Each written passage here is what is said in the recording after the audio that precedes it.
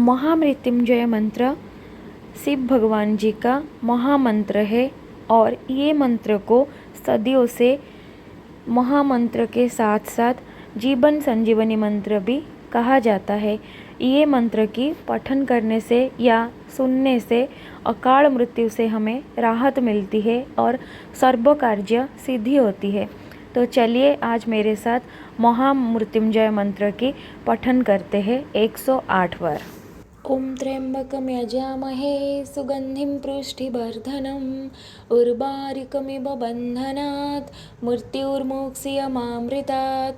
ओम त्र्यंबकं यजामहे सुगंधिं पुष्टिवर्धनम् उर्वारुकमिव बन्धनात् मृत्युर्मुक्षीयमामृतात्। ओम त्र्यंबकं यजामहे सुगंधिं पुष्टिवर्धनम् उर्वारुकमिव बन्धनात् मृत्युर्मुक्षीयमामृतात्। ओम त्र्यंबकं यजामहे सुगंधिं पुष्टिवर्धनम् उर्वारुकमिव बन्धनात् मृत्युर्मुक्षीयमामृतात्। ओम त्र्यंबकं यजामहे सुगंधिं पुष्टिवर्धनम् उर्वारुकमिव बन्धनात् मृत्युर्मुक्षीयमामृतात्। ओम त्र्यंबकं यजामहे सुगंधिं पुष्टिवर्धनम् उर्वारुकमिव बन्धनात् मृत्युर्मुक्षीयमामृतात्। ओम त्र्यंबकं यजामहे सुगंधिं पुष्टिवर्धनम् उर्वारुकमिव बन्धनात् मृत्युर्मुक्षीयमामृतात्। ओम त्र्यंबकं यजामहे सुगंधिं पुष्टिवर्धनम् उर्वारुकमिव बन्धनात् मृत्युर्मुक्षीयमामृतात्। ओम त्र्यंबकं यजामहे सुगंधिं पुष्टिवर्धनम् उर्वारुकमिव बन्धनात् मृत्युर्मुक्षीयमामृतात्। ओम त्र्यंबकं यजामहे सुगंधिं पुष्टिवर्धनम् उर्वारुकमिव बन्धनात् मृत्युर्मुक्षीयमामृतात्। ओम त्र्यंबकं यजामहे सुगंधिं पुष्टिवर्धनम् उर्वारुकमिव बन्धनात् मृत्युर्मुक्षीयमामृतात्। ओम त्र्यंबकं यजामहे सुगंधिं पुष्टिवर्धनम् उर्वारुकमिव बन्धनात् मृत्युर्मुक्षीयमामृतात्। ओम त्र्यंबकं यजामहे सुगंधिं पुष्टिवर्धनम् उर्वारुकमिव बन्धनात् मृत्युर्मुक्षीयमामृतात्। ओम त्र्यंबकं यजामहे सुगंधिं पुष्टिवर्धनम् उर्वारुकमिव बन्धनात् मृत्युर्मुक्षीयमामृतात्। ओम त्र्यंबकं यजामहे सुगंधिं पुष्टिवर्धनम् उर्वारुकमिव बन्धनात् मृत्युर्मुक्षीयमामृतात्। ओम त्र्यंबकं यजामहे सुगंधिं पुष्टिवर्धनम् उर्वारुकमिव बन्धनात् मृत्युर्मुक्षीयमामृतात्। ओम त्र्यंबकं यजामहे सुगंधिं पुष्टिवर्धनम् उर्वारुकमिव बन्धनात् मृत्युर्मुक्षीयमामृतात्। ओम त्र्यंबकं यजामहे सुगंधिं पुष्टिवर्धनम् उर्वारुकमिव बन्धनात् मृत्युर्मुक्षीयमामृतात्। ओम त्र्यंबकं यजामहे सुगंधिं पुष्टिवर्धनम् उर्वारुकमिव बन्धनात् मृत्युर्मुक्षीयमामृतात्। ओम त्र्यंबकं यजामहे सुगंधिं पुष्टिवर्धनम् उर्वारुकमिव बन्धनात् मृत्युर्मुक्षीयमामृतात्। ओम त्र्यंबकं यजामहे सुगंधिं पुष्टिवर्धनम् उर्वारुकमिव बन्धनात् मृत्युर्मुक्षीयमामृतात्। ओम त्र्यंबकं यजामहे सुगंधिं पुष्टिवर्धनम् उर्वारुकमिव बन्धनात् मृत्युर्मुक्षीयमामृतात्। ओम त्र्यंबकं यजामहे सुगंधिं पुष्टिवर्धनम् उर्वारुकमिव बन्धनात् मृत्युर्मुक्षीयमामृतात्। ओम त्र्यंबकं यजामहे सुगंधिं पुष्टिवर्धनम् उर्वारुकमिव बन्धनात् मृत्युर्मुक्षीयमामृतात्।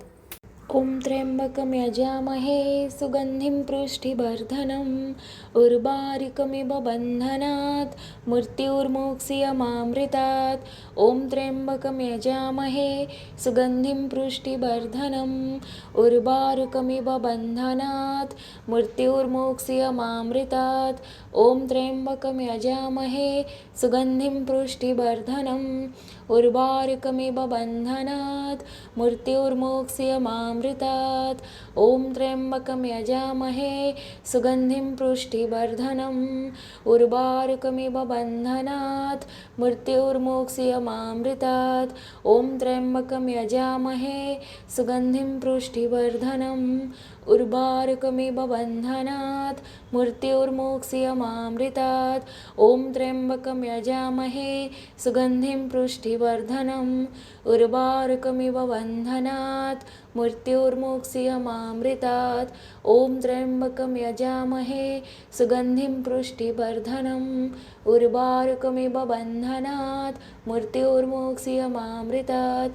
ॐ त्र्यम्बकं यजामहे सुगन्धिं पुष्टिवर्धनम् उर्वारुकमिव बन्धनात् मृत्युर्मुक्षीयमामृतात्। ॐ त्र्यम्बकं यजामहे सुगन्धिं पुष्टिवर्धनम् उर्वारुकमिव बन्धनात् मृत्युर्मुक्षीयमामृतात्। ॐ त्र्यम्बकं यजामहे सुगन्धिं पुष्टिवर्धनम् उर्वारुकमिव बन्धनात् मृत्युर्मुक्षीयमामृतात्। ॐ त्र्यम्बकं यजामहे सुगन्धिं पुष्टिवर्धनम् उर्वारुकमिव बन्धनात् मृत्युर्मुक्षीयमामृतात्। ॐ त्र्यम्बकं यजामहे सुगन्धिं पुष्टिवर्धनम् उर्वारुकमिव बन्धनात् मृत्युर्मुक्षीयमामृतात्। ॐ त्र्यम्बकं यजामहे सुगन्धिं पुष्टिवर्धनम् उर्वारुकमिव बन्धनात् मृत्युर्मुक्षीयमामृतात्। ॐ त्र्यम्बकं यजामहे सुगन्धिं पुष्टिवर्धनम् उर्वारुकमिव बन्धनात् मृत्युर्मुक्षीयमामृतात्। ॐ त्र्यम्बकं यजामहे सुगन्धिं पुष्टिवर्धनम् उर्वारुकमिव बन्धनात् मृत्युर्मुक्षीयमामृतात्। ॐ त्र्यम्बकं यजामहे सुगन्धिं पुष्टिवर्धनम् उर्वारुकमिव बन्धनात् मृत्युर्मुक्षीयमामृतात्।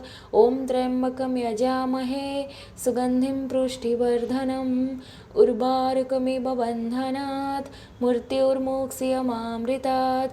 ॐ त्र्यम्बकं यजामहे सुगन्धिं पुष्टिवर्धनम् उर्वारुकमिव बन्धनात् मृत्युर्मुक्षीयमामृतात्। ॐ त्र्यम्बकं यजामहे सुगन्धिं पुष्टिवर्धनम् उर्वारुकमिव बन्धनात् मृत्युर्मुक्षीयमामृतात्। ॐ त्र्यम्बकं यजामहे सुगन्धिं पुष्टिवर्धनम् उर्वारुकमिव बन्धनात् मृत्युर्मुक्षीयमामृतात्।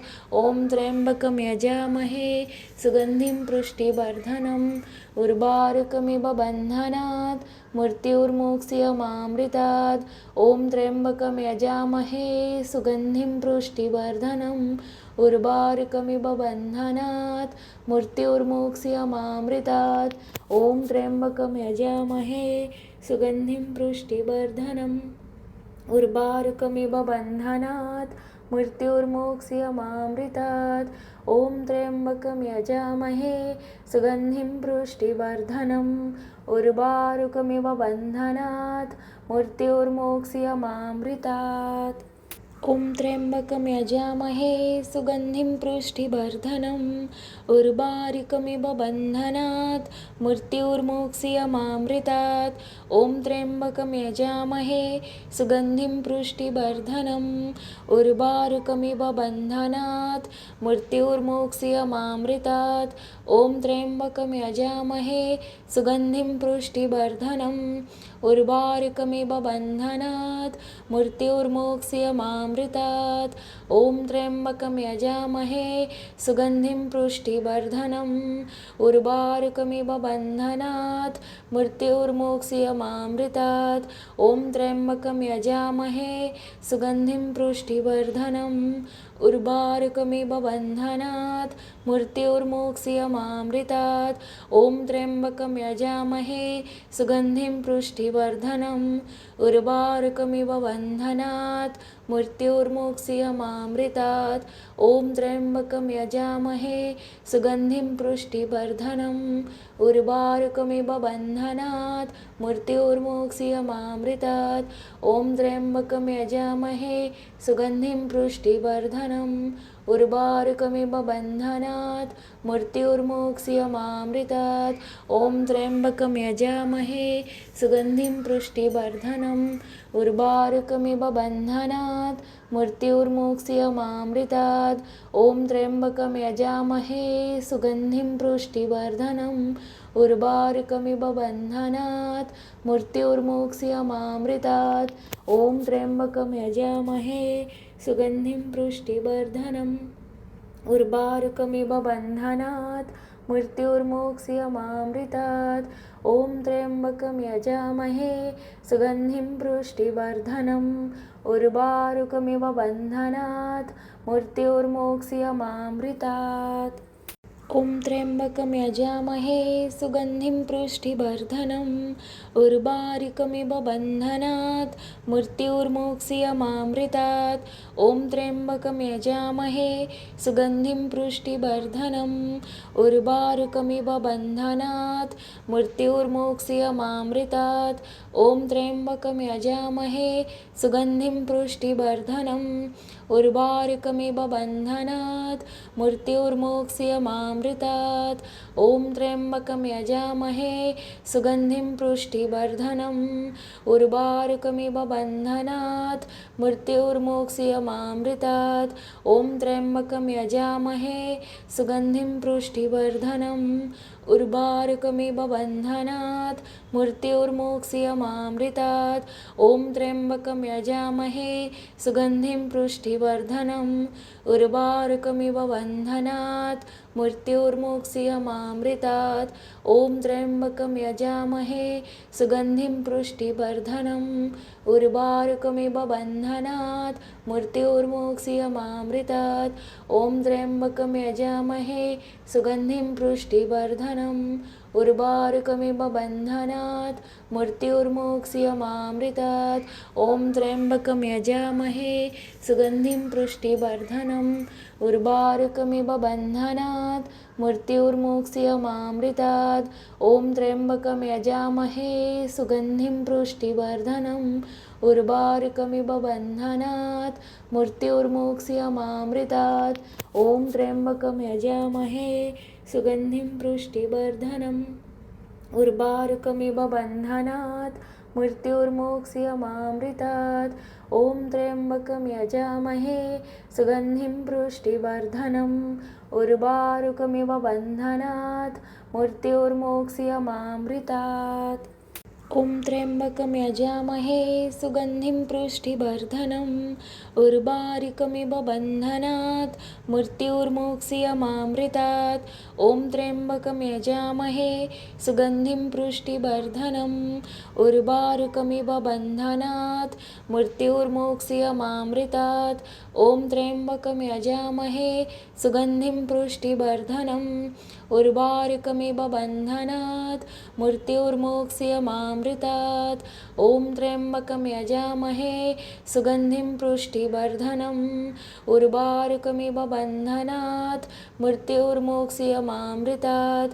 ॐ त्र्यम्बकं यजामहे सुगन्धिं पुष्टिवर्धनम् उर्वारुकमिव बन्धनात् मृत्योर्मोक्ष्यमामृतात्। ॐ त्र्यम्बकं यजामहे सुगन्धिं पुष्टिवर्धनम् उर्वारुकमिव बन्धनात् मृत्योर्मोक्ष्यमामृतात्। ॐ त्र्यम्बकं यजामहे सुगन्धिं पुष्टिवर्धनम् उर्वारुकमिव बन्धनात् मृत्योर्मोक्ष्यमामृतात्। ॐ त्र्यम्बकं यजामहे सुगन्धिं पुष्टिवर्धनम् उर्वारुकमिव बन्धनात् मृत्योर्मोक्ष्यमामृतात्।